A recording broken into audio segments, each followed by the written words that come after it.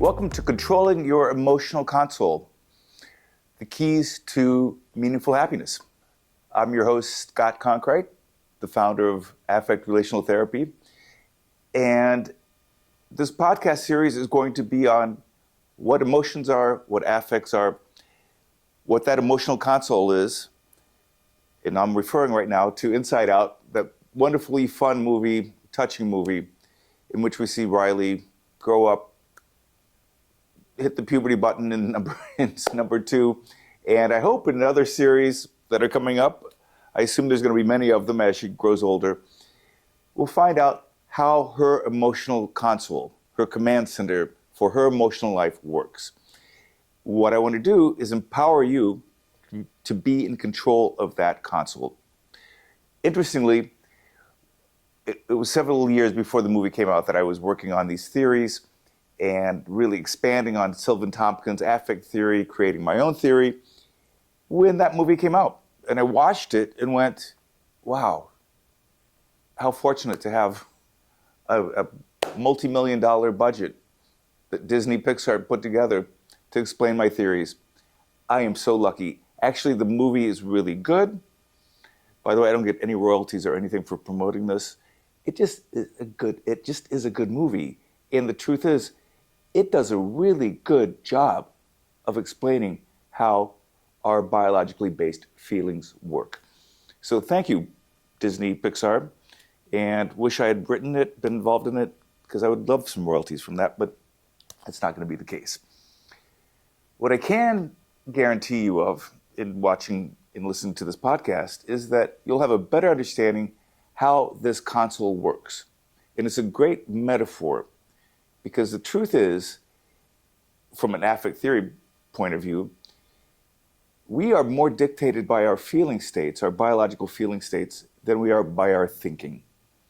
And this movie, Inside Out, does a great job of illustrating that. So I'm going to jump into that right now.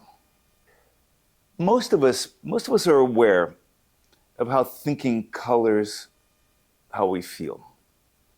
Though interestingly, we don't often think about how feelings influence our thinking. And more often than not, our thinking is influenced enormously by the feeling states that we wake up with, that we have. If we are feeling anxious, we're going to have anxious thoughts. If we're distressed, we're going to have distressing thoughts. If we're in a good place and feeling curious and happy and interested in stuff, guess what type of feelings we're going to have. Guess what type of thoughts we're going to have. They go hand in hand. The complexity of how feelings work and how thinking works needs to be dealt with more complexity than it is right now. Right now, it's really simplified. What I want to do is increase your vocabulary around how these things work. And it's really not that complicated, but it's a notch up from what most people know right now. Most people think of behavior as being governed by thinking, that you can think yourself into doing stuff. That's not been my experience in my life. It's also interesting as a psychologist to listen to lots of theorists talk about feelings as if all they are appraisals of events that are taking place. So for instance, I just got done reading a really fascinating account of a young violinist, let's say Sarah, 22 years old, is now doing a recital in front of a bunch of people as a violinist to get inside, let's say Juilliard or someplace like that. In this account by the psychologist who's using cognitive models, thinking models, they basically say, this group of psychologists say that she gets up there, yes, she might be nervous, and she's aroused, which I think is an odd word, because I don't know about you, when I think of arousal, I think of sex. So I don't think this nervous 22-year-old is thinking about sex, but arousal, I guess in this sense, well, I know in this sense, she is, what? What does arousal mean in this case? Well, to me, it's kind of crazy, because clearly she is full of potential shame. She's up there nervous, worried about how her performance is going to be. And her appraisal, her cognitive appraisal, is not a thinking one. Yes, of course, she's thinking. She's not going to stop thinking, but she's mostly feeling at that time. She's feeling and having thoughts around, am I going to screw up or not? Am I going to perform well? Am I going to be able to contain myself? Do what I need to do as a violinist? Do what she's been rehearsing and training for all these years? She's not appraising. She's not aroused in that sense, in any positive sense. She is filled with potential shame, the fear of shame. This is what I'm trying to get at when it comes to affects. We lead with our feelings. In a situation like that, I think the cognitive psychologists have it backwards, absolutely backwards. So let's talk about feelings. So I know in other podcasts and in other videos that I've done, I've talked about the affects. And again, there are 9 of them. There's 2 positive ones, interest, excitement, and enjoyment, joy.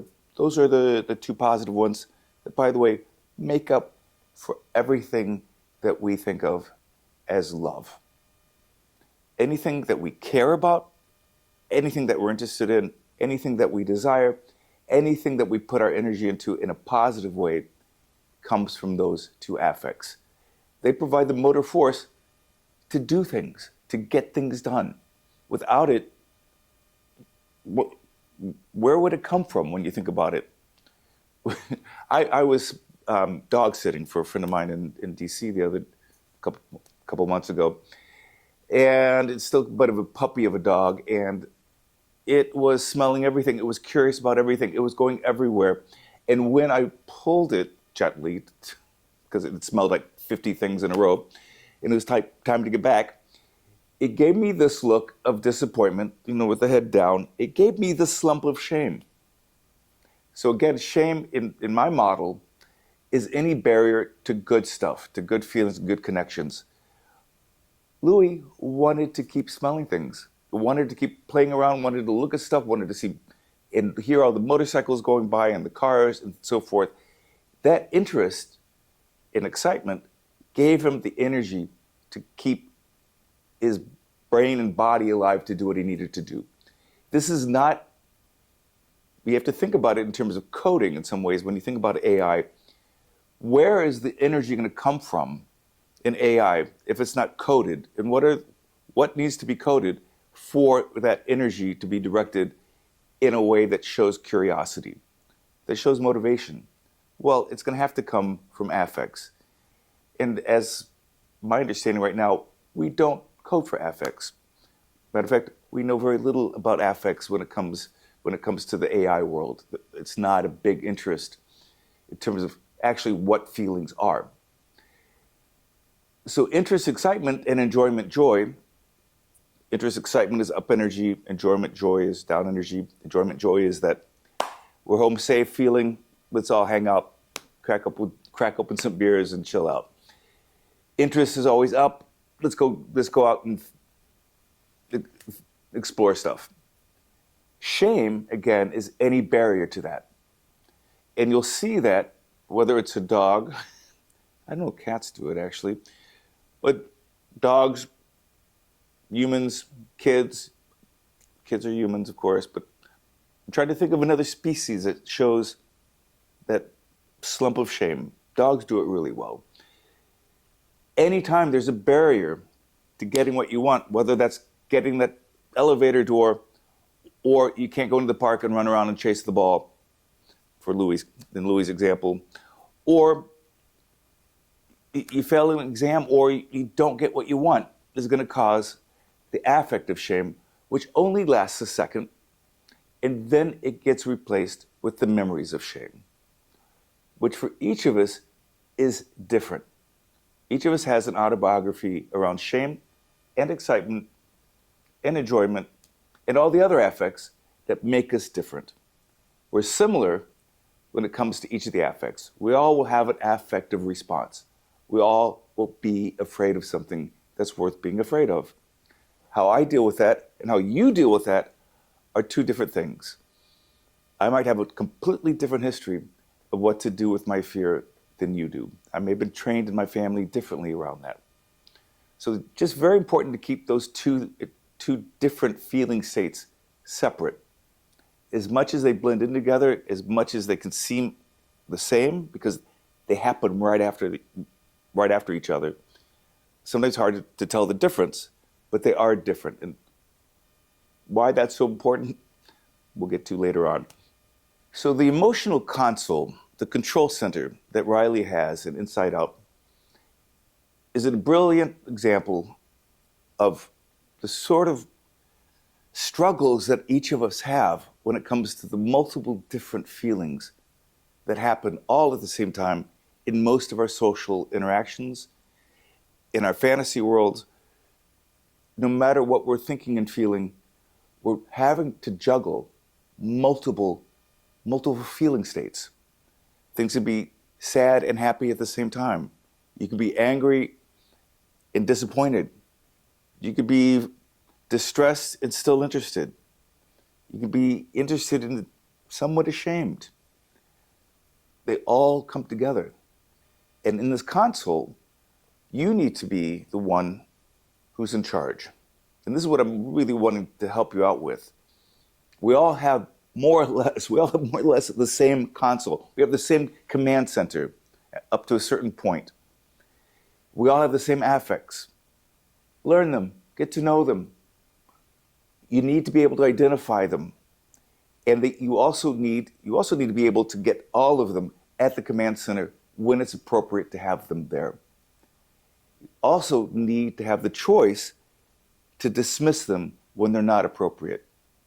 So if on your console, anytime you deal with shame, you will let anger take control of the console, that's your responsibility. That has consequences that you may not like. The people around you may not appreciate it every time you don't get what you want, or every time you're disappointed, or every time you feel slightly slighted, anytime you feel a little bit hurt or disappointed, you get angry. You go on the defensive. You're going to struggle in intimate relationships. And I don't want you to. I want you to be able to be in control of that console. But you have to learn what the console is, what that command center is. And we're learning that. Watch Inside Out 1, watch Inside Out 2. You'll see as she gets older, after the puberty button gets pushed, the console changes, it gets bigger. And Riley now has access to a lot more feeling states. She also has, in the first one, when she gets in touch with sadness, by the way, I would describe as shame. Sadness is a low-level shame. When Riley gets in touch with sadness, all of a sudden her memories are much more complex. They become more complex in Inside Out 2 as well. As you get older, your memories, your thoughts, your feelings, all of this get more and more complex. You have to be more and more aware of what you're feeling, what the feeling states are, what your memories are, how they're informed, and what keeps you from getting close to people, and what's allowing you to get close to people, and taking a look at that and taking a look at your responsibility for that part of it. That control center, that console is intimidating for most people, but I think it's a great metaphor, and I'm going to work with it for now. I would love your feedback to know whether this is a good metaphor or not, to see if pairing up Inside Out with affect theory is the right thing. I think it is. I think it's a great way to understand even how thinking and feeling works together. You notice that in Inside Out, when memories come in, Joy basically takes those little orbs and puts them in long-term memory. That's somewhat accurate. It's simplistic. It's simplified, of course. It's a Disney Pixar movie. But the affects actually have a lot to do with what goes into memory. And we can come back to that. So in the meantime, stay tuned, hit subscribe, all that sort of stuff, and give me some feedback. My job here is to make your life the life you want to live. And the life you want to live, my guess is the life you want to live feels good and feels meaningful. Dr. Scott Conkright here, signing off. Take care.